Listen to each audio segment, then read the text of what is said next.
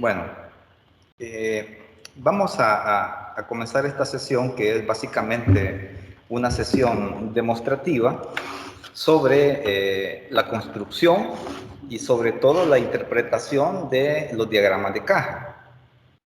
Vamos a iniciar con esta pregunta, miren. La pregunta es, ¿cómo se describiría esta serie de datos? ¿Cómo haríamos para describir, aplicando todos los conocimientos que hemos ido adquiriendo, esta serie de datos? Por supuesto, utilizando nuestra herramienta de R, ¿verdad? Lo primero es almacenar los datos en una variable. Yo le he llamado a esta variable datos1. Y entonces, para describir esta serie de datos, a lo largo de lo que hemos aprendido en estas semanas, hay varias formas de hacerlo. Una de ellas es generar el histograma para esta serie de datos. Recuerden que para generar un histograma solamente necesitamos la función ist y como argumento más básico, ¿verdad? Sin ponerle mayor adornos ni nada, la serie de datos que necesitamos generar el histograma. Entonces, aquí me ha generado el histograma para esta primera serie de datos. Entonces, ante la pregunta que tenemos, ¿cómo podemos describir esta serie de datos? Podemos responder, una alternativa es hacer un histograma de esa serie de datos. ¿Qué tan recomendable es un histograma para esta serie de datos?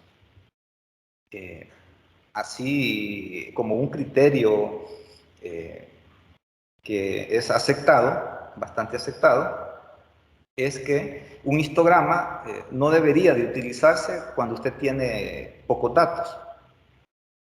Pocos datos me refiero a 30 o menos datos. Cuando usted tenga menos de 30 datos, lo más recomendable es no utilizar un histograma. ¿Sí? Entonces, aunque el R lo genera, como una recomendación es no usar el histograma si tenemos poca cantidad de datos. En este caso, si se fijan aquí en la variable datos1, podemos utilizar este comando que me averigua cuántos datos tiene. Creo que hay 9 o 10, bueno, exactamente 10 datos. Entonces, para esta serie de datos no sería recomendable entonces utilizar el histograma, ¿sí? Pero tenemos una segunda alternativa. Es un gráfico que se conoce como diagrama de tallo y hoja. Les muestro cómo se construye este diagrama de tallo y hoja. El comando básico es stim. Utilizamos este comando y entre los paréntesis colocamos la serie de datos a la que le queremos aplicar ese tipo de gráfico, ¿verdad? Este no va a aparecer aquí en la parte de la región de los gráficos. Esto va a aparecer aquí en la consola. Permítanme verlo ahí y fíjense cómo aquí en la parte de la consola ha generado este gráfico. Voy a borrar la consola para que quede en blanco y lo voy a volver a generar aquí. Aquí tenemos el diagrama de tallo y hoja para esta serie de datos. En realidad, el diagrama está construido para esta serie de datos, pero redondeada. Fíjense cómo se ha construido. Voy a tomar esta serie de datos 1 aquí. Voy a ponerla acá y voy a utilizar esta función que se llama round. Esto me permite redondear la serie de datos. Entonces le voy a poner que me haga la serie de datos 1, que me la redondee a un decimal. Entonces, miren, ahora esta misma serie que teníamos aquí al inicio, la tengo acá en esta serie. Entonces, fíjense cómo se ha generado aquí este dato, por ejemplo, este 3.1. Este 3.1 que tengo aquí es el primero que aparece en el diagrama. Aquí tengo 3 y 1. Y fíjense cómo aquí nos da la indicación de que el punto decimal está ubicado en la barrita, en estas barritas que tenemos aquí. Entonces aquí tengo 3.1 graficado. Si tomamos aquí este 4 con este 1, tengo el 4.1, que es este dato de acá. Si tomo el 4 con el 3, tengo 4.3, que se refiere a este dato de acá.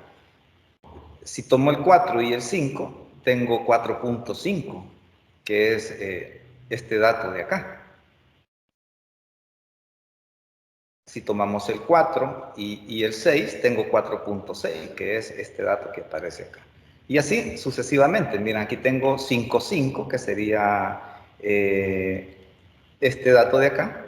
Tengo 5.8, que es este dato de acá. Tengo 6.4, 6.6, que sería 6.4, 6.6. Y aquí tengo un 7.2, que sería esta observación de acá. Entonces, esta es otra alternativa que usted tiene para describir una serie de datos pequeña. Recuerden, menos de 30 datos. ¿Cuál es la ventaja de este diagrama? Mire, este usted lo hace en una página. Este lo puede hacer rápidamente a mano. Escribe aquí los dígitos que van aquí en la serie, la parte entera. Usted se fija que va, no aparece un 1, no aparece un 2, sino que todos comienzan en 3, 4, 5, 6. Entonces, esos dígitos se colocan aquí. Y esto lo va usted colocando ahí en columnas, de tal modo que, si se fija, esto es prácticamente un histograma.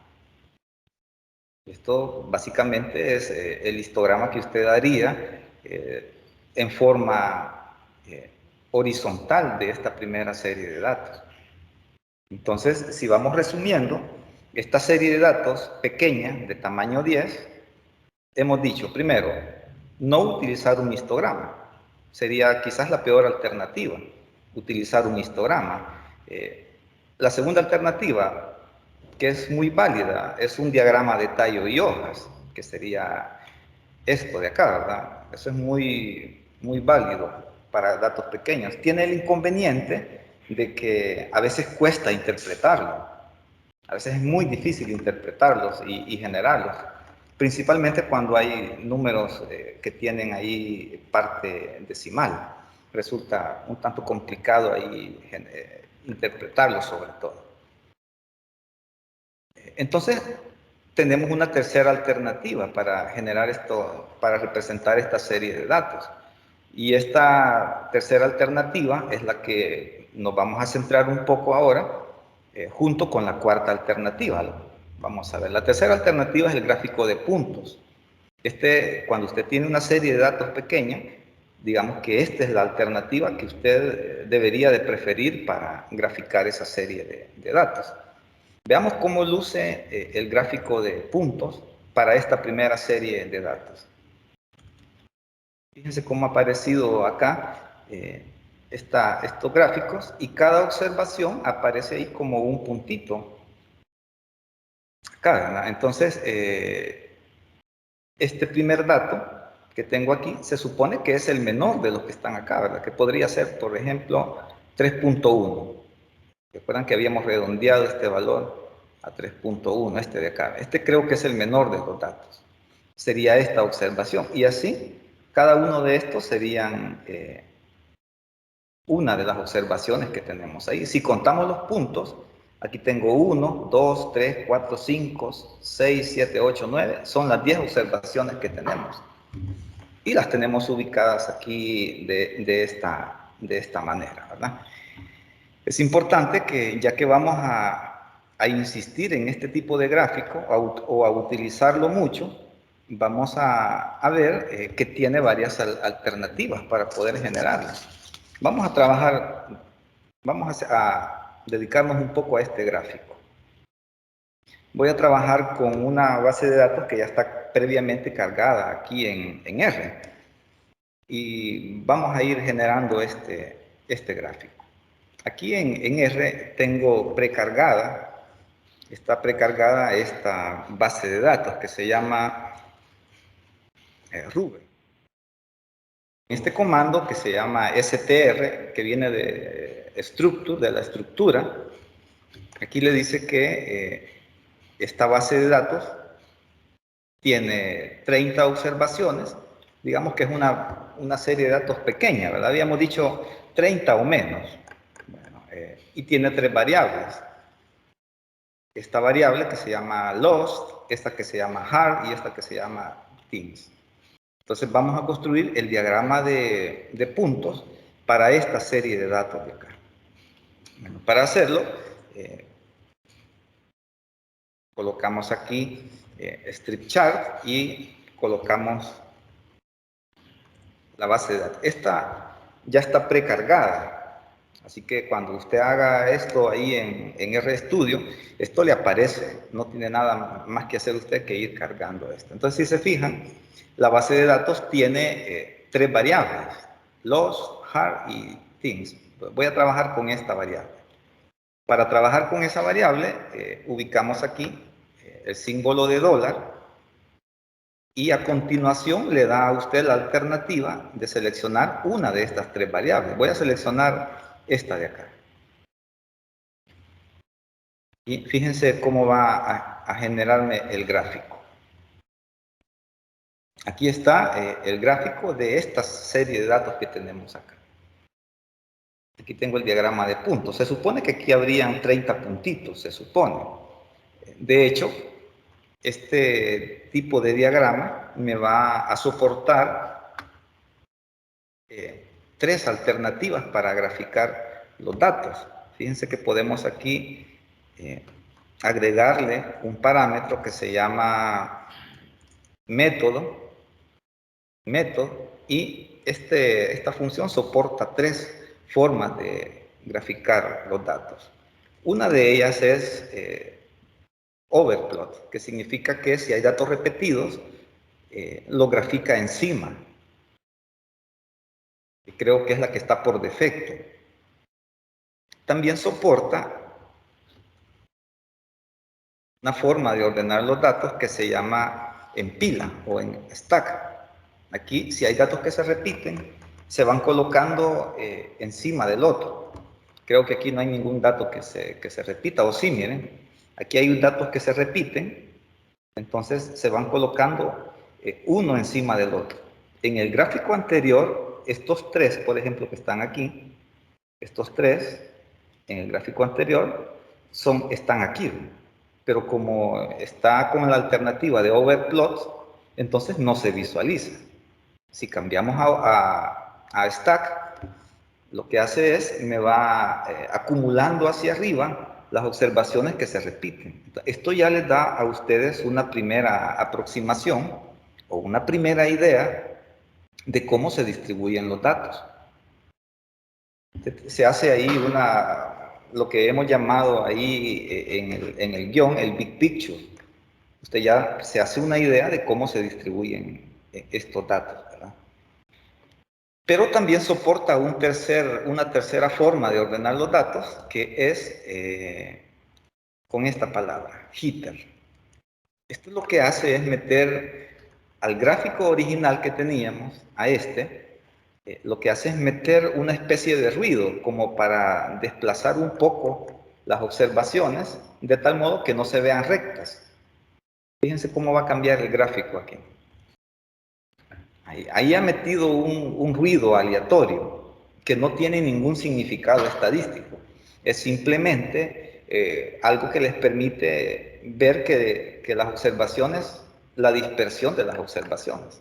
Pero digamos que no significa nada que aparezcan arriba y abajo. Es este mismo gráfico de aquí, pero metiendo un ruido a cada observación. En este de acá se metió un ruido, pero ese ruido es ordenado, de tal modo que las observaciones que se repiten se colocan arriba. Aquí metemos un ruido, pero no es ordenado, sino que es un poco aleatorio. De hecho, cada vez que corremos esto, le agrega un ruido diferente. Fíjense aquí cómo va a cambiar el gráfico.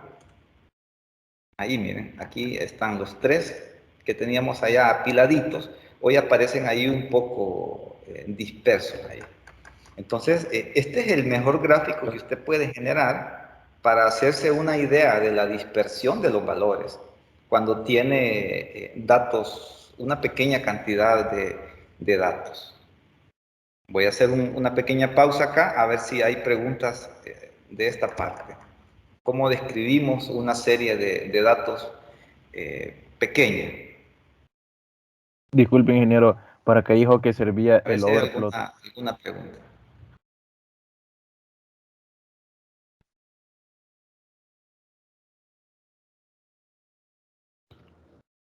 Ingeniero.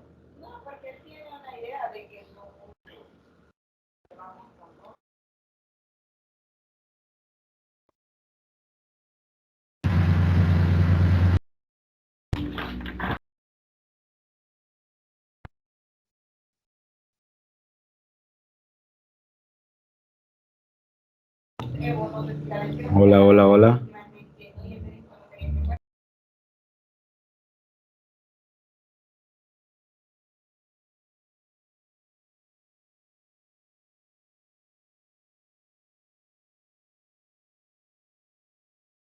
Déjenme ver, parece que no les escucho ahí. Vamos a ver si hacen otra vez la prueba. Le acabo de poner más volumen acá. Porque Hola, intentaron hola, hacer hola. preguntas ahí. Disculpe, ingeniero, tenía una duda. ¿Para qué servía el No, overplot? yo me puse en silencio ahí para esperar preguntas suyas.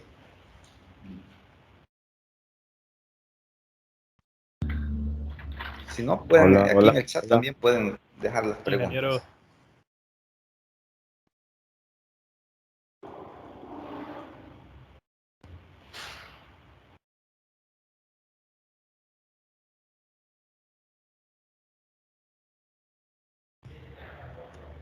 ingeniero, solo por si las dudas, ahorita le estoy hablando para Y hacer estoy pruebas. Si me revisando y escucha. no les escucho. Si me están haciendo preguntas en este momento, Pregunten por el déjenme, chat, entonces, para que las lea, porque está leyendo. déjenme revisar aquí la configuración de esto.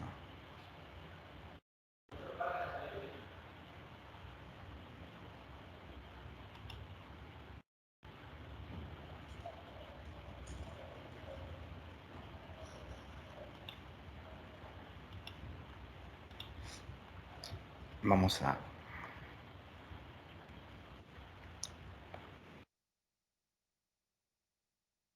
Quitado el micrófono que tenía. No sé si me pueden escuchar. Estoy con el micrófono de la computadora, nada más.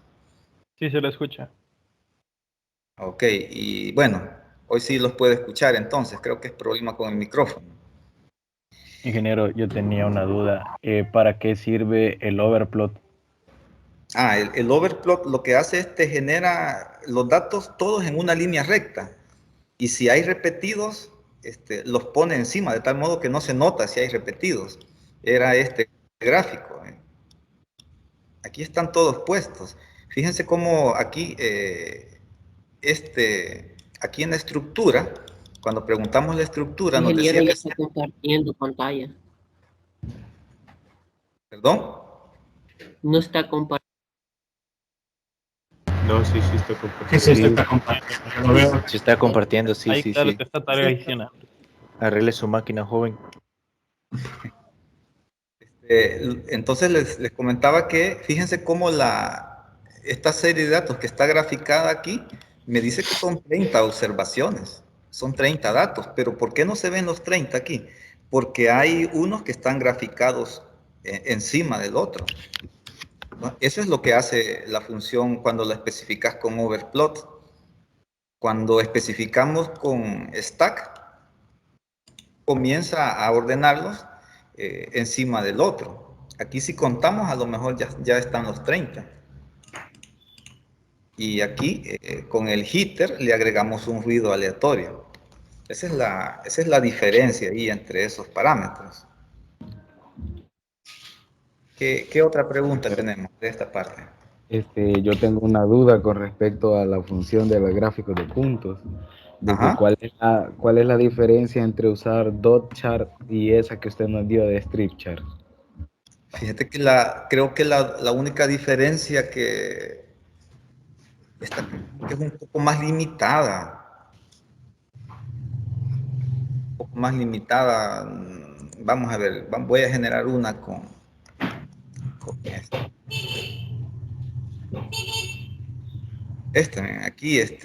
Aquí no sé si, no estoy seguro si aquí permite estas opciones de apilarlas, de hacerlas aleatorias. No estoy seguro si permite aquí, pero digamos que en principio harían lo mismo, solo que la strip chart es la que yo más conozco. Es la que más conozco. La dot chart, en realidad que no sé si tiene todas las bondades de la strip chart. Ok, gracias. Esos comandos están correctos. Todo esto está en la cuarta práctica.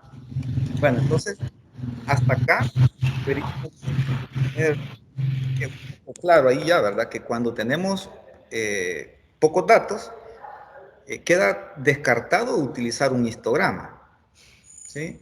A veces, por la urgencia, usted podría utilizar el diagrama de tallo y hoja, incluso lo puede hacer a mano. El segundo diagrama que hicimos, ¿verdad? ¿Sí? Y el que se preferiría hacer o utilizar para una serie de datos pequeña es el diagrama de puntos, el strip chart. Y bueno, sigamos. Tendríamos otra cuarta alternativa para representar a esta serie de datos, que es donde nos vamos a centrar hoy, pero ya vamos a ver que podemos unir este gráfico con el anterior para que resulte ahí un poco más clara la comprensión. Este diagrama, fíjense, es el que más se utiliza en estadística para el análisis de una serie de datos, para comparar datos. Este es el diagrama de caja, o de la traducción en inglés es box plot, diagrama de caja. Este es el gráfico como el más utilizado, el que yo les recomendaría que utilizaran casi siempre. Sirve para datos pequeños como para datos grandes. Así que tiene esa bondad. Y miren cómo luce el diagrama de caja para esta primera serie de datos. Ahora veamos, analicemos un poco qué representa este diagrama. Este es así a un vistazo cómo luce el diagrama, ¿verdad? Recuerde que esta observación que tenemos aquí, a este lado de aquí se le conoce como... en español traducen este tipo de diagrama como diagrama de cajas y bigotes. Así lo va a encontrar en la literatura en español, diagrama de cajas y bigotes. Esta es la caja y supuestamente estas dos ramas de aquí parecen bigotes. Ahí en el guión no aparece esa referencia, pero por si usted la encuentra ahí, ¿verdad? Entonces, vamos a tratar de ir explicando este diagrama a partir de el diagrama de puntos que teníamos antes. Entonces, voy a repetir este diagrama y fíjense, le voy a superponer, voy a poner los dos gráficos, este y el diagrama de puntos que acabamos de ver. Pero fíjense que al diagrama de puntos le he agregado este parámetro que es add, de suma. Aquí lo que estoy diciendo es que me lo superponga a este gráfico, que no haga un nuevo gráfico, sino que lo dibuje juntos. Fíjense lo que va a suceder aquí. Sí, dígame.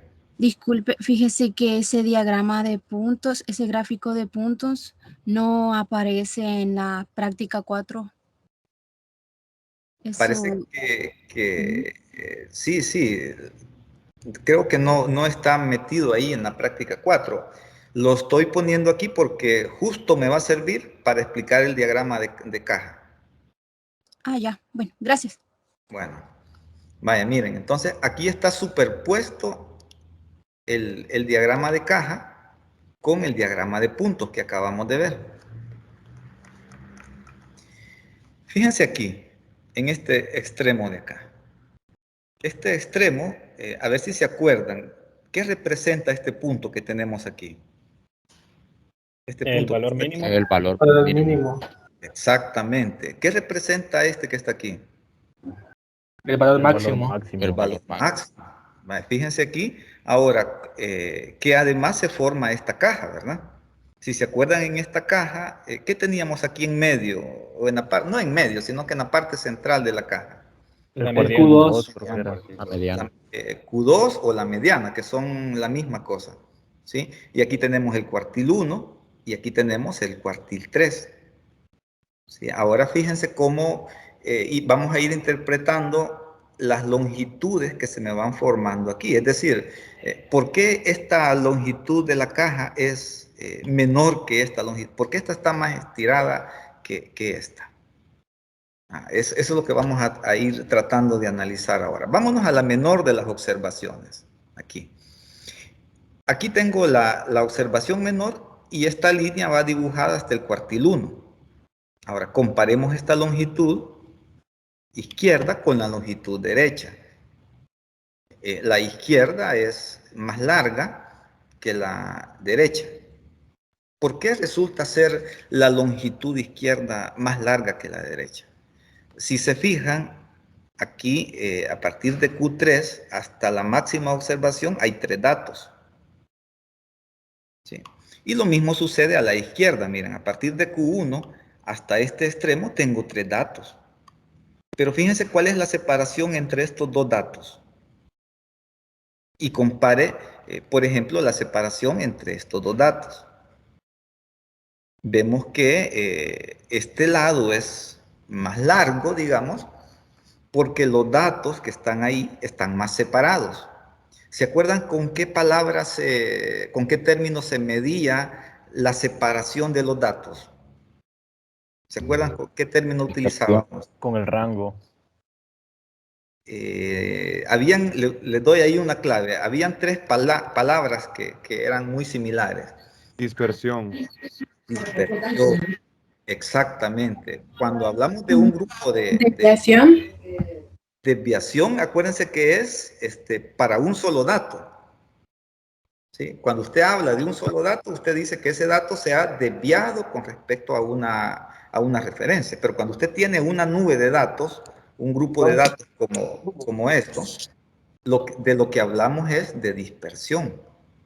Entonces, este lado de acá resulta ser más largo que el lado derecho porque la dispersión de los valores es mayor que en el otro extremo.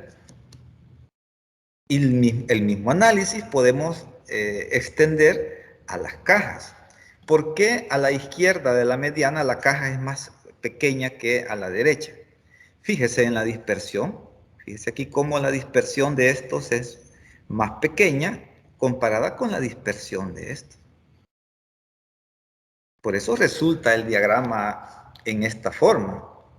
Y recuerde que esa dispersión es una medida de la variabilidad, ¿verdad? Al final lo que estamos tratando de cuantificar aquí es la variabilidad. Entonces, eso es lo que tenemos aquí, ¿verdad? Si usted quiere, podríamos incluir, por ejemplo, la media.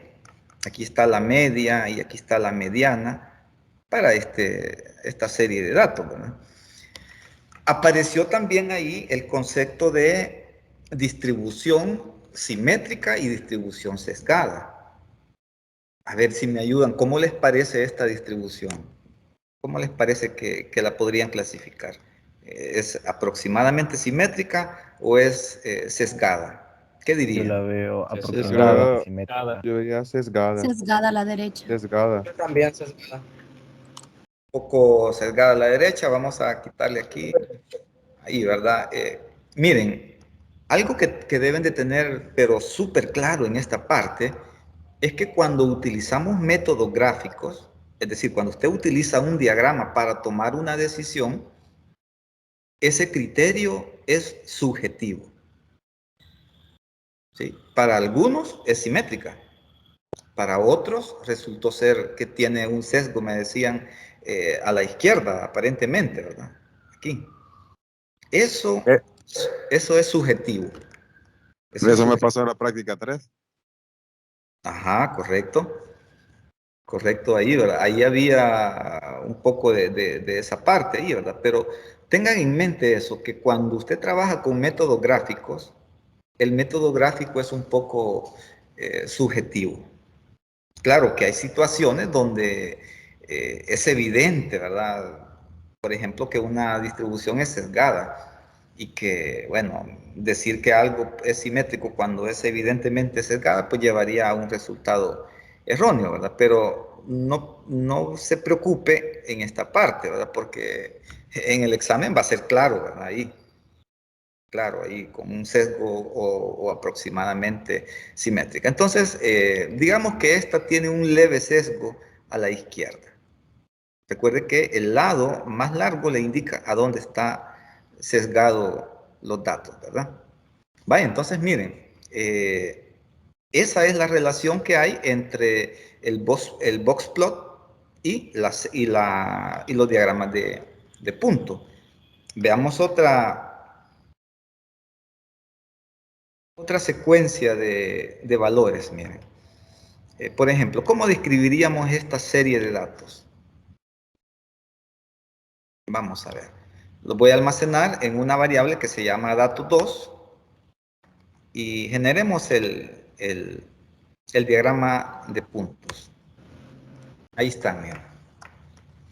¿Se atrevería usted, viendo este diagrama, a decirme más o menos dónde está el centro? No es tarea sencilla, fíjese, hacer eso. No es muy sencillo. A ojo, yo diría que está en 165 a 170 por ahí. ¿Por aquí? Por ahí también, 175, 170 por ahí. Por aquí, ¿verdad? Sí. Pero fíjense que aunque se puede hacer ahí, quizás contando la cantidad de puntitos antes y después, ¿verdad? Pero con el diagrama, digamos que esa información todavía no es muy clara. Por eso usted necesitaría agregarle, por ejemplo, el diagrama de cajas. Fíjense cómo me decían ahí, el centro por aquí, ¿ven? Pero miren, el centro está mucho antes de acá, ¿verdad? Por eso les decía, con el diagrama de puntos, solo es una manera, una pequeña forma de ver cómo se distribuyen los datos, pero la mejor alternativa que tendríamos sería el diagrama de caja. Le voy a superponer nuevamente los datos para que volvamos a analizar por qué aparecen estas longitudes. Trate de pensar cómo van a aparecer los datos en cada una de las regiones. Por ejemplo, aquí cómo van a aparecer aquí, aquí y aquí. Y a ver si le acierta un poco a cómo van a ir apareciendo los datos ahí. Voy a superponer el diagrama en este momento. ¿Por qué esta longitud del menor a Q1 es bien chiquita? ¿Por qué es bien chiquita? Porque usted se fija que ahí la dispersión es bien pequeña. Mire, los puntos están bien juntos. Por lo tanto, esta longitud va a ser bien pequeña.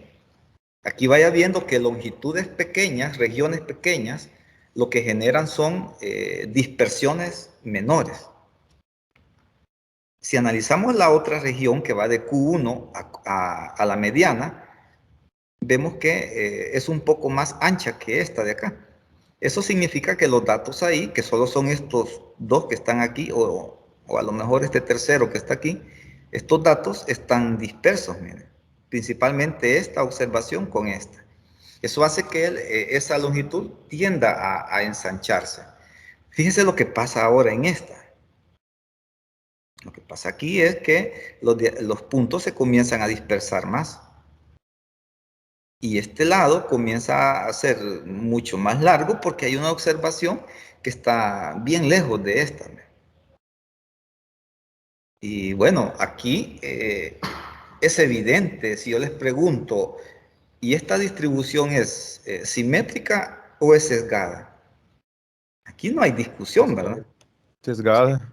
Es sesgada. Y usted con toda seguridad tiene que responder que esta distribución es sesgada. ¿A dónde está el sesgo? ¿A la izquierda o a la derecha? A la izquierda. A la derecha. Veamos. Recuerden que el sesgo lo da Derecha. esta longitud Derecha. más larga. Esta está sesgada a la derecha. Usted se fija aquí a dónde tiene la longitud más larga y ahí está el sesgo. Por aquí vi una pregunta en el chat. Dice,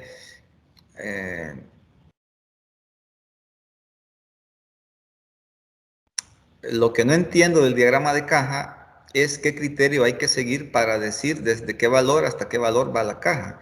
Eso está definido porque decíamos que, por ejemplo, esta observación es la menor de todas.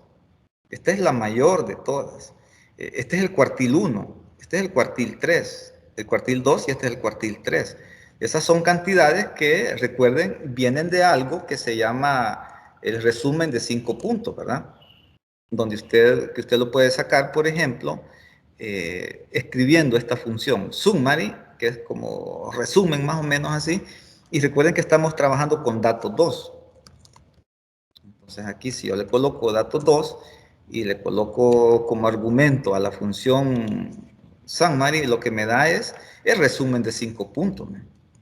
Le dice que el mínimo es 30, que es este dato de aquí. Déjenme ver aquí. Este de aquí es 30. Esta frontera de aquí es el cuartil 1, 47.25. Esta frontera de aquí, que aparece remarcada como una línea más gruesa, es la mediana, 83.50. Esta frontera de aquí es el cuartil 3, que es 157. Y esta observación de acá es el máximo, que es 296.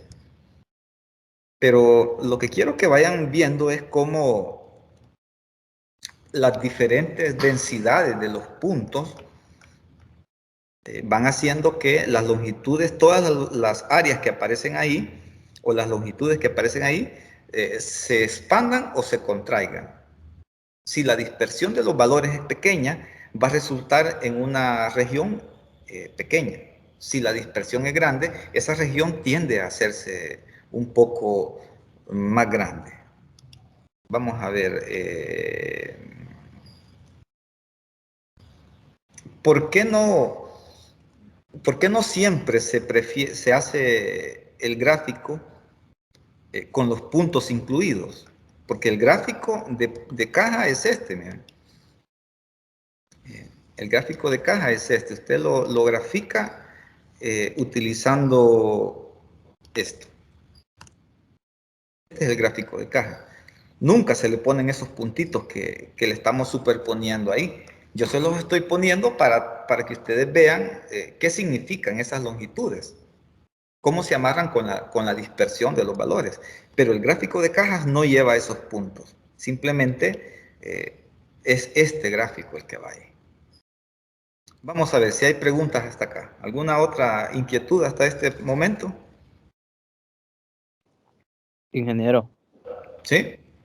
¿y hay alguna forma en la que podamos generar los datos atípicos? O sea, los puntitos de los datos atípicos. Ya vamos a llegar más adelante a eso. Aquí les traigo unos ejemplos de donde vamos a generar ahí, donde van a aparecer atípicos. Si me haces la esperita ahí, ya vamos a llegar a esa parte. Pero no se vayan a confundir, ¿verdad? Porque los gráficos, los puntitos que le estábamos superponiendo ahí no son atípicos. Esa es la dispersión de los valores, cómo se dispersan. Y lo que yo he estado tratando de hacer es que vean la relación que hay de esa dispersión con el diagrama de caja. Eso es lo que estoy intentando ahí mostrarle. Mire, y cuando tiene un montón de datos, ¿qué sucede? Aquí tengo otra serie de datos. Ahora la voy a trabajar a gran escala, le he puesto aquí, porque ya no tengo 30, sino que voy a trabajar con 400 datos. Entonces recuerde que cuando usted quiere describir una serie de datos grande, recuerde que el criterio es mayor de 30. Y si usted me dice, mire, ¿y qué pasa si tengo 30? Usted decide si lo trata como muestra pequeña o muestra grande. Pero en principio, cuando usted tenga una gran cantidad de datos, más de 30, ahí sí, mire, es válido el histograma como una forma de representar a esa serie de datos. Es válido ahí el histograma. De hecho, es una de las formas que se prefieren cuando usted tiene muchos datos, utilizar un histograma. Recuerde que para datos pequeños, hemos dicho que no debería de utilizar el histograma, solo cuando tenemos datos grandes. ¿Cómo clasificarían a esta distribución de datos? ¿Es aproximadamente simétrica o es sesgada? ¿Qué dirían? Aproximadamente. Aproximadamente simétrica. Aproximadamente simétrica. Aproximadamente simétrica. ¿Qué pasa con esta parte de acá? Se fijan que aquí tiene una especie de Un intervalo, una grada.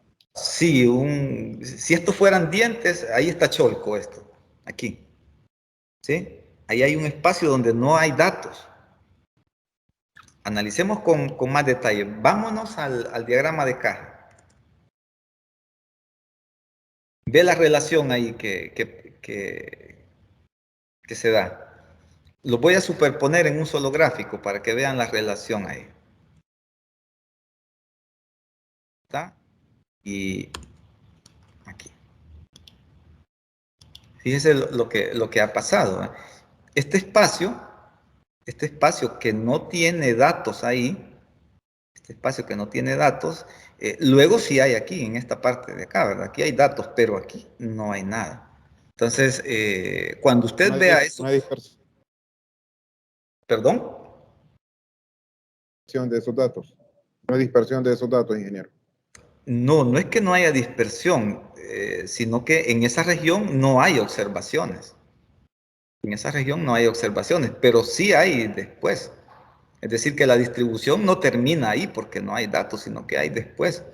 Entonces, fíjense cómo aparentemente el diagrama perfectamente sugiere que los datos son aproximadamente simétricos. Pero si usted construye el diagrama de caja, que es mucho más exacto, digamos, aunque sigue siendo un criterio gráfico y por lo tanto un tan subjetivo. Pero si usted construye el diagrama de caja, ahora visualiza que en esta región de aquí hay un par de datos. ¿Se acuerdan cómo se les conoce a estos datos? Valores atípicos. Valores atípicos. ¿Y qué representan los valores atípicos? Si se acuerdan, ¿qué representan los valores atípicos? ¿Cómo se originan? Por errores. Bueno, una alternativa podría ser un error. ¿Sí? ¿Error de quién, por ejemplo? Error humano a la hora de tomar los datos. Bueno, podría ser un error humano a la hora de tomar datos, a la hora de digitar el dato, en lugar de... También que no le den bien los datos. Correcto. En lugar de digitar 30 en la base de datos, la persona que lo está digitalizando, en lugar de poner 30, puso 300.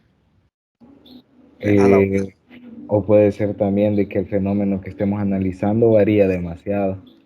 Podría ser otra situación. Entonces, mire, puede ser un error humano, pero lo más importante es que usted debe de tener en mente que ese dato podría deberse a las características del fenómeno que usted está estudiando. Ya vamos a ver ahí algunos ejemplos. Y que, por lo tanto, esa situación o esa tentativa de que usted vaya a tener de eliminar un atípico, eso no se hace en la práctica. Por eso hemos tratado de que usted pueda explicar la variabilidad para que no la elimine de una serie de datos. Es decir, usted tiene un atípico, usted sabe que ese atípico usted debe de poder explicar por qué está ahí en el contexto del problema y no decir, este es un atípico, lo voy a eliminar de mi serie de datos. No. Recuerde que la variabilidad se explica, no se elimina. Y que aquí estoy trabajando con datos que ya están dados, pues. Pero elaborar un estudio para sacar una base de datos de este tipo es extremadamente caro. Y cada dato que usted borre es dólares que está borrando ahí, información por la que usted pagó y que la está desechando. Así que a menos que se demuestre con propiedad que se debió a un error, por ejemplo, que alguien digitó 300 en lugar de 30 y que no se percató, nadie del control de calidad se percató, y luego se puede comparar con los datos en bruto que generaron eso, y se está claro entonces que fue un error humano, entonces se podría corregir el dato y volverlo a que sea 30 y no 300, o podría eliminarse. Pero por lo general, la práctica de eliminar un dato de una serie de valores que usted tenga, no se hace. No elimine datos si usted tiene la oportunidad de trabajar con datos reales. Tiene que explicar por qué están ahí. Entonces, a estos valores que tenemos aquí son precisamente los que se conocen como valores atípicos, que en general son estos dos de aquí, ¿verdad? En general usted los podría pensar en estos valores como valores que se alejan bastante del grueso de los datos. De esa manera los podría pensar. Valores que se alejan mucho del grueso de los datos. Y aquí tiene la explicación por qué no se superponen los dos gráficos, el gráfico de puntos y el diagrama de caja. Allá no había problema cuando teníamos pocos datos, ¿verdad? Pero si usted tiene 400 datos y usted dice, bueno, ¿por qué no graficar las dos cosas simultáneamente? ¿Por qué sucede esto? Miren. Fíjese aquí cómo las longitudes de las cajas son más o menos iguales aquí en el centro.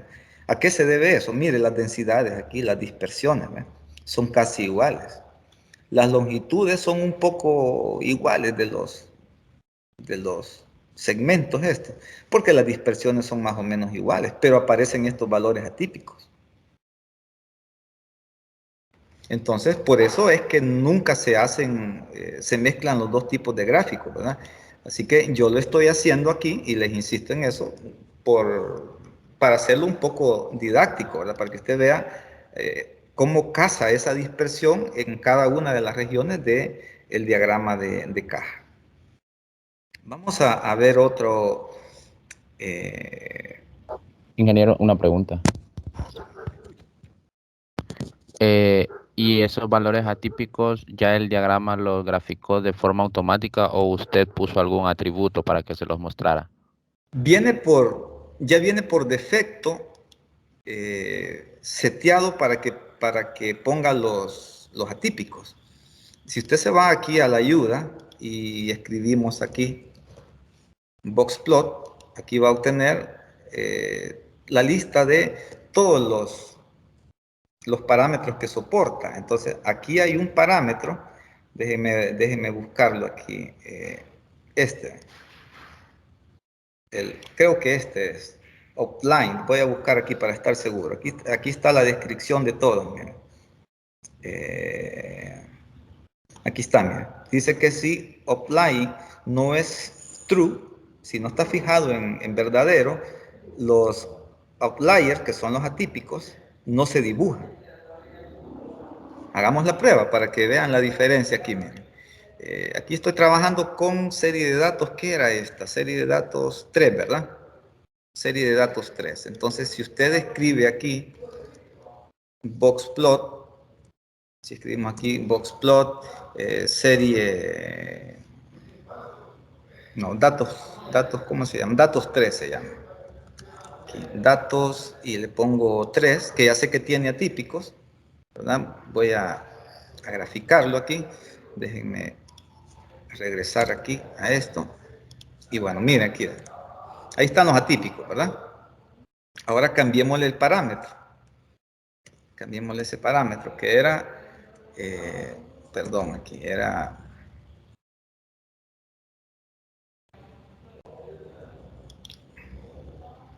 El parámetro les decía que era, se me perdió aquí, ¿cuál era? Este. Lo voy a copiar para solo ponerlo aquí.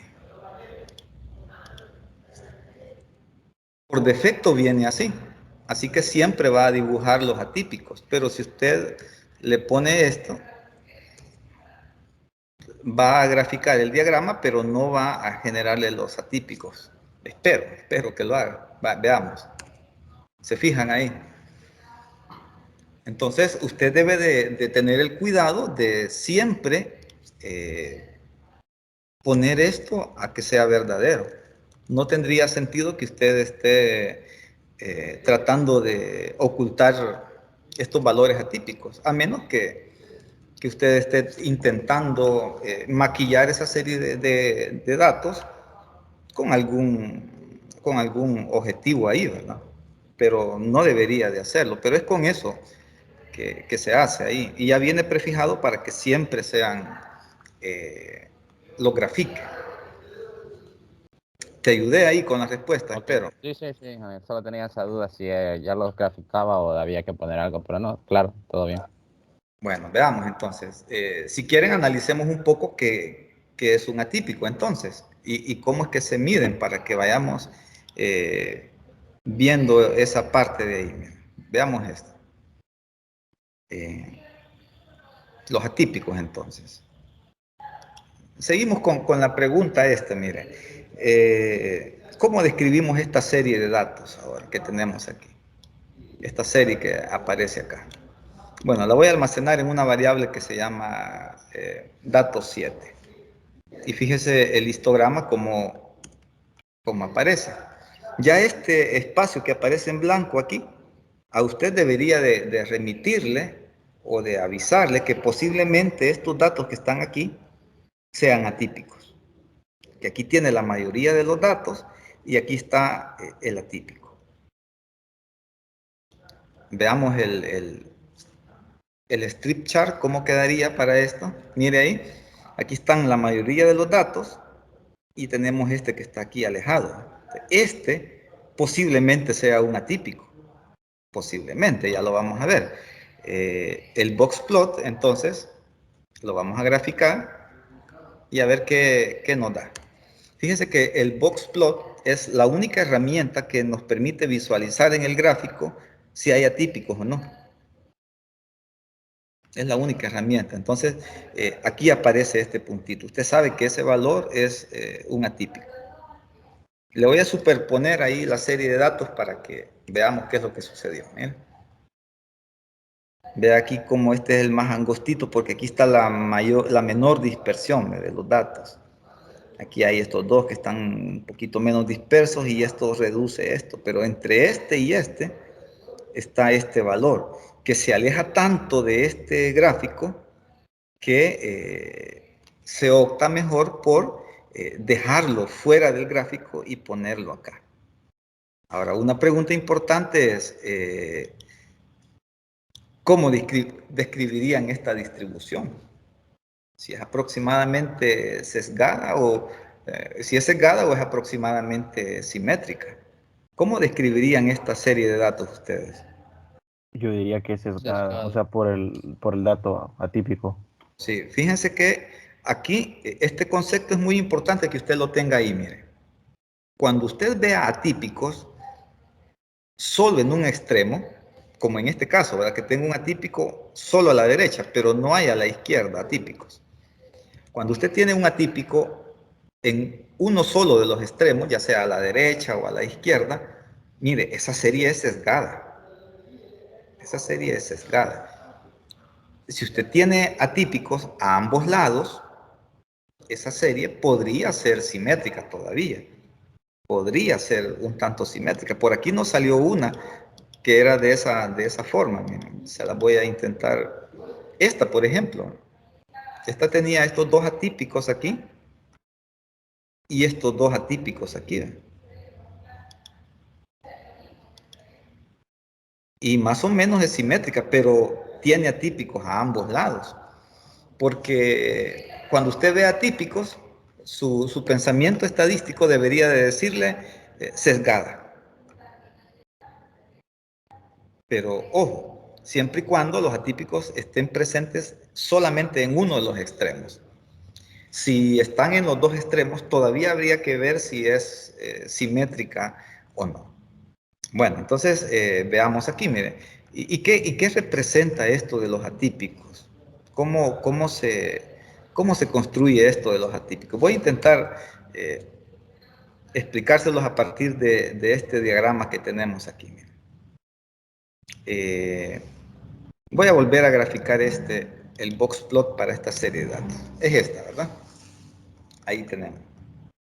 El concepto del atípico, a ver si me ayudan, más o menos, ¿cómo sabíamos si un dato es atípico? ¿Qué procedimiento se hacía? No exactamente, pero la idea. ¿Cuál es el procedimiento que se hacía? Para ver si un dato era atípico. Si tiene mucha dispersión.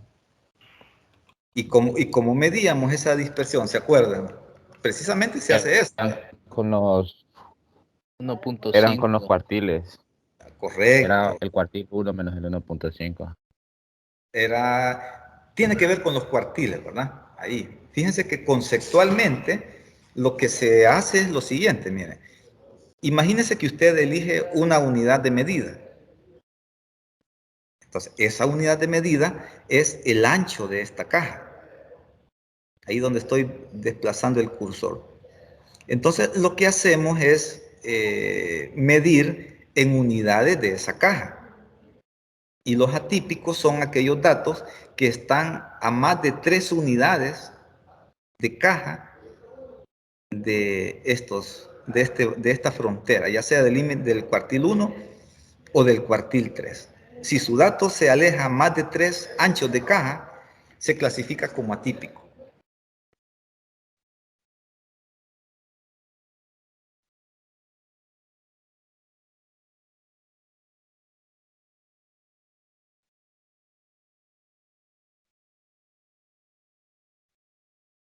El IQR era la diferencia entre el cuartil 3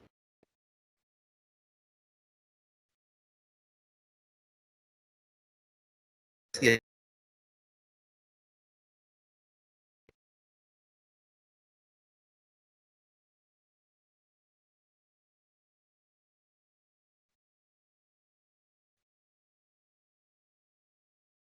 cuartil. Ingeniero, se le está trabando el sonido.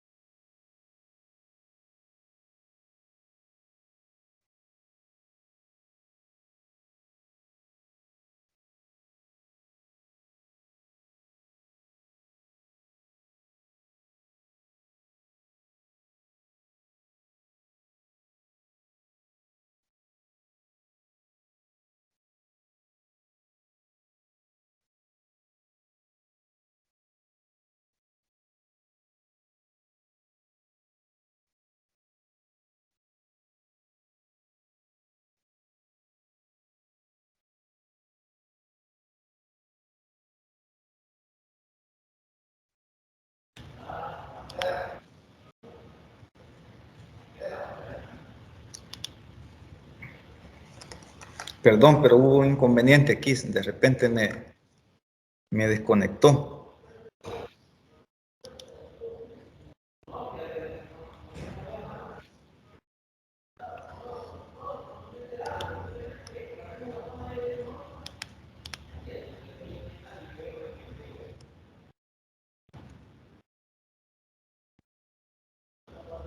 Bien, ¿me escuchan? ¿Pueden escucharme? Sí, ingeniero. Sí, se la Está bien. Escucha. Y la presentación la siguen viendo. Sí, se puede ver. Sí. Bueno, entonces vamos a seguir ahí, ¿verdad? Solo nos queda explicar un poco entonces cómo es que se miden esto de los cuartiles. ¿Cuál es la metodología para medir esto, ¿verdad? Entonces, miren, es un poco sencillo esto. Cuando usted tiene este diagrama ya con un atípico hecho ahí, en realidad lo que se ha hecho es lo siguiente, miren. En esta línea de código, con esta línea voy a trazar una vertical aquí que me va a definir que todos los datos que sean mayor que ese valor son atípicos. Eso me va a marcar la frontera entre lo que es atípico y no es atípico. ¿Cómo se calcula eso? Es este valor, 6.553, si se acuerdan, hay que calcular esto, ¿no? El resumen de 5 puntos, se lo voy a hacer a la serie, a dato 7. Dato 7 ahí. Entonces, este valor que tengo aquí es el cuartil 3. 6.553, que es este valor de acá. Entonces, usted toma el cuartil 3 y le suma 3 veces el IQR. El IQR, recuerden que es el cuartil 3, que está dada por esta frontera, menos el cuartil 1. Entonces, fíjense que el IQR es como que usted esté calculando el ancho de la caja, porque resta el cuartil 3 menos el 1. Por eso les decía que es como que usted esté midiendo 3 anchos de caja. Entonces, esta línea que voy a trazar aquí en vertical, ahí va.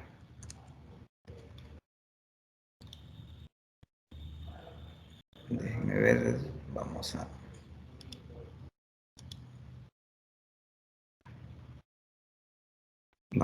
voy a volver a grabarlo, a meter los datos, voy a graficar aquí esto.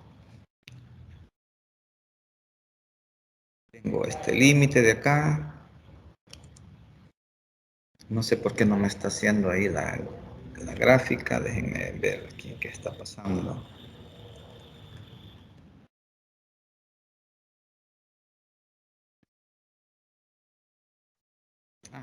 Lo he hecho el cálculo, no lo he graficado todavía, por eso. Miren, aquí, esta línea que se ha trazado aquí, se ha calculado como el cuartil 3, que es esto, más 3 veces el IQR, que sería como que usted diga, esta frontera más 3 veces el ancho de caja. Entonces, cualquier dato que sea mayor que esto, que fíjese ahí, ese valor lo he almacenado en límite superior, aquí en esta variable, cualquier valor que sea mayor que 79 va a ser atípico. Por eso, cuando usted se viene aquí a dato 7 y dice, bueno, ¿es este valor mayor que 79? No. El siguiente, no. Mire, de estos ninguno es mayor que 79. Seguimos explorando. Aquí aparece este dato. Déjenme ver aquí.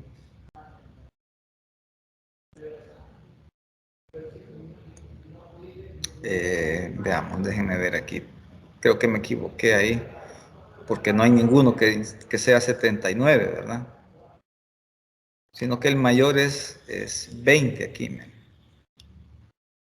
¿Verdad? Aquí, déjenme, que es este dato que tenemos aquí. Pero creo que ha habido algún error aquí. Voy a borrarlo ahí para repetirlo. Ingeniero, pregunta. ¿Sí? ¿No tendría que ser 1.5 por el IQR? Pues eso, esa diferencia. Ya les voy a explicar esa diferencia. Aquí, mire, vamos a ver. Este es dato 7. Le voy a calcular el resumen de 5 puntos a dato 7. Para que los tengamos ahí. Vale, entonces, ahí estamos. Aquí tenemos el mínimo y el máximo, ¿verdad? Vamos a hacer el box plot de dato 7, que es esto. Y voy a calcular estos valores. Solo déjenme verificarlo. El superior es Q3 es este, más 3 veces el IQR, que sería este. Y aquí tengo el límite inferior y aquí tengo esta línea en vertical que va a aparecer aquí, que viene dado por este valor. Ese valor es 12.43. Fíjense aquí, esta línea está ubicada en 12.43. Ese es el resultado de hacer esto. ¿Sí? Ese es el resultado de hacer eso, 12.43. Entonces lo que le dice es que cualquier dato en su serie que sea mayor que 12.43, usted lo va a clasificar como atípico. Entonces, usted comienza a recorrer todos estos valores, miren, todos estos valores. Y ve que hasta ahí no hay ninguno mayor que 12.43. Pero tiene este, 20.31.6. Ese es mayor que 12.43. Por lo tanto, ese es un atípico. Y lo marca con un puntito. ¿Sí? También hay que irse al otro extremo, aquí, y verificar si hay atípicos por la izquierda. Este es un atípico por la derecha. Por la izquierda usted tiene que irse a Q1, que es este de acá, mire, el límite inferior. Este 4.59.4 es Q1, Q1, y le resta 3 veces el IQR. Le resta 3 veces el IQR. Claro, eso le da valores negativos aquí, ¿verdad? Que no caben aquí, por eso no está graficado. Pero si quieren, les voy a cambiar aquí, miren, para que me entiendan ahí el concepto. Voy a copiar esto aquí y le voy a extender el eje para que lo podamos graficar. Déjenme ver aquí, creo que... Y lo voy a poder hacer con esta función. A ver si me deja. Si no, pues lo desistimos. Recuerden que el menor valor era 3.01, ¿verdad? Y que cuando usted calcule el límite inferior, menos 3 veces el IQR, eso lo almacenamos en límite inf, en esta variable. Límite inf. Entonces, esa variable tiene, veamos qué valor tiene esa variable. Ingeniero, no tendríamos que cambiar el límite de X mejor, porque como es horizontal. Les explico aquí, fíjense que en el diagrama de caja, lo que sucede es que solo lo inclina, pero fíjense que lo sigue manteniendo como que si fuera un box plot vertical. Ya les voy a enseñar eso, miren aquí. Es correcta tu observación ahí, porque yo estoy intentando aquí modificar este eje, que aparentemente es X. Pero fíjense que si no me equivoco aquí, en R, lo va a manejar así hasta... Déjenme verlo.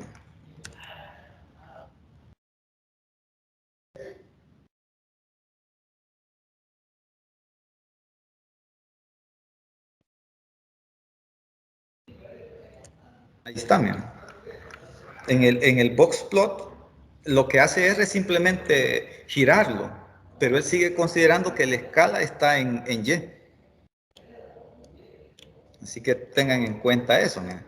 Vale, entonces ahora miren, voy a volver a marcar el límite superior, que era 12, ¿se acuerdan, verdad? Y voy a volver a marcar, ahora el límite inferior, que es esto. Este límite inferior, este valor, recuerden que es el resultado de esta operación. Y les decía que tiene un valor aproximadamente de menos 1.28. Usted tendría que irse a su serie de datos y ver si hay valores que son menores que menos 1.28. Y si hubiera, esos son atípicos.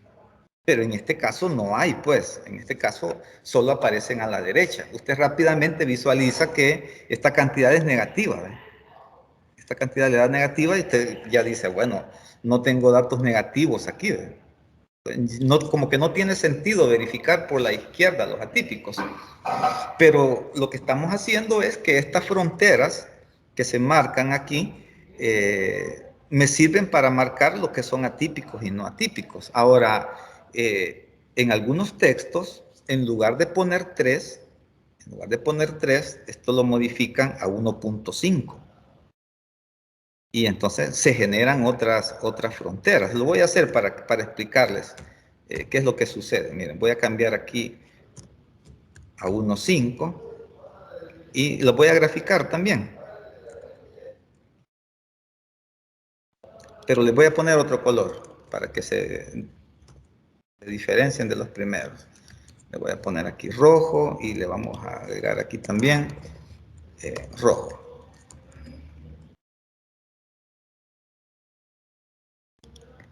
Aquí es la mitad de una caja. Una caja y la mitad estamos diciendo. Ahí está, miren, esa frontera y esta frontera. Entonces, si hubieran valores mayores que esta frontera, pero que no sobrepasen la otra frontera, a eso se le llama atípicos moderados. Es decir, un dato que se aleja bastante de los demás, pero que no se aleja mucho. Entonces, se dice que es un atípico moderado si está en esta frontera. Si cae en esta frontera, se le llama atípicos extremos. Y lo mismo aquí, ¿verdad? Si hubieran datos aquí, son moderados. Si hubieran datos aquí, son extremos. Pero fíjense que el clasificarlos como moderados o extremos no tiene mayor significado. Y usted va a encontrar que los puntitos que están aquí, en algunos libros de texto, los hacen llenos. Está el puntito, pero lleno. Y eso es moderado. Y el que está más lejos es un puntito sin pintar, está abierto, así como este, para diferenciar los moderados de los atípicos. Ahí, ¿verdad? Pero les comento que para la mayoría de las aplicaciones prácticas, lo que nos interesa saber es si es atípico. Y la medida más común es irnos a 3 veces la desviación, el IQR. Ahí, ¿verdad? Entonces, esos serían los valores atípicos. Básicamente se explora de esa manera, ¿verdad? Los que están más allá de 3 datos ahí. De hecho, R ya viene prefijado para que haga eso. R no clasifica como moderados ni extremos. R los clasifica como atípicos nada más. ¿Y cuál es el criterio? Los que están más de 3 unidades, de 3 anchos de caja a la derecha o a la izquierda de los valores. Eso es. Vamos a abrir otra sesión de preguntas, a ver si hay preguntas hasta esta parte.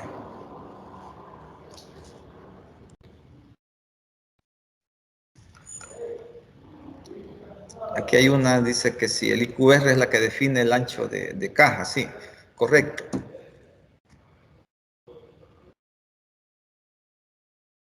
Recuerden que hay un comando que lo calcula directamente, ¿verdad? De hecho, es así, IQR. Ese es el comando que hace el cálculo. IQR de, por ejemplo, de datos 7. Creo que sí es el comando IQR de datos 7. Es 1.95. Este es el ancho de caja. Es como que usted agarrara una regla y lo llevara 3 veces aquí. 1 vez, 2 veces, 3 veces. Aquí está 3 veces ese ancho de caja. Y todo lo que está más allá es atípico. Es un poco, ahí funciona un poco esa la lógica. ¿Se entiende entonces lo que es un atípico, verdad? En general podríamos decir que es datos que se alejan del grueso de los datos. Así, ¿verdad? Datos que están muy alejados del grueso de los datos y que puede deberse a errores, puede deberse a que el fenómeno en sí lo presenta, ¿sí? Y lo menos que hay que hacer o lo que no habría que hacer era eliminarlos, sino que se quedan ahí, ¿verdad? Como parte del gráfico.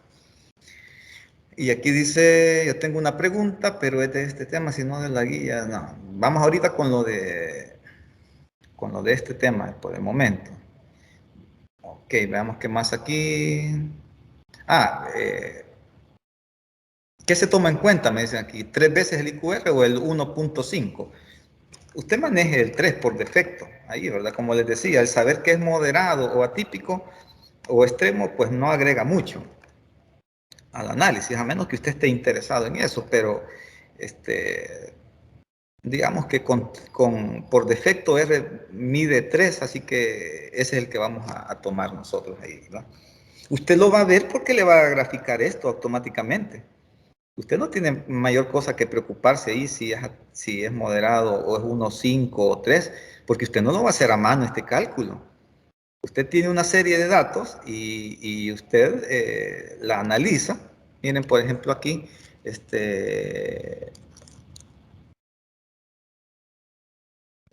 base de datos que ya viene predefinida aquí en R, miren, que se llama calidad del aire. Dice que tiene 153 observaciones con 6 variables. Vamos a tomar, por ejemplo, esta, que es la velocidad del viento. Veamos cómo luce esta base de datos. Esta es una base de datos real. Miren, vamos a hacer el diagrama de caja, boxplot, de esta base de datos de Air Quality y vamos a graficar la columna o la variable wind, que es la velocidad del viento.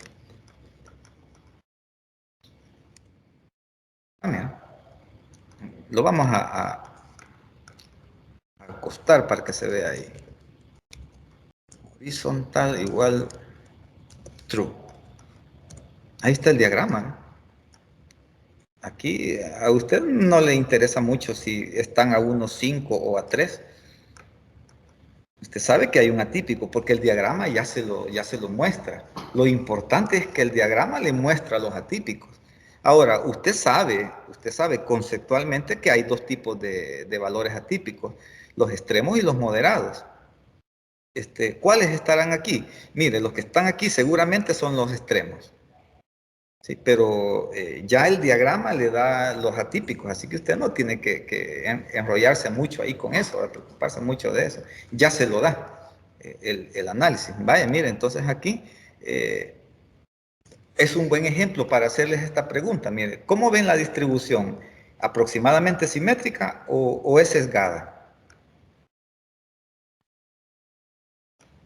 ¿Cómo verían esta? Es sesgada. Valores atípicos y va a ser sesgada. Ajá. ¿Sesgada? Usted mencionó que los valores atípicos dan la tendencia sesgada hace unos minutos. Sí, un error, fíjense que un error muy común es pensar que los atípicos no forman parte del gráfico. Y entonces, si usted ignora estos 3 valores atípicos, claro que usted responde que la distribución es aproximadamente simétrica. Ven que esto es muy simétrico, solo esto, sin los valores atípicos. Un error muy común es ignorarlos y decir, no, mi distribución es bastante simétrica. No, el gráfico es con los atípicos incluidos. Si usted se pudiera imaginar una curva aquí, la curva vendría unos pocos datos aquí, aquí está el grueso de los datos, aquí, y comienza aquí a decrecer hasta estos valores. Estos valores atípicos aquí le dicen a usted que con eso la distribución que usted tiene es sesgada a la derecha. Ahí no hay de dónde tener dudas en esta parte, ¿sí? Exploremos otra, por ejemplo, esto de ozono. A ver cómo luce esta de ozono. Aquí en lugar de wind le podemos poner ozono.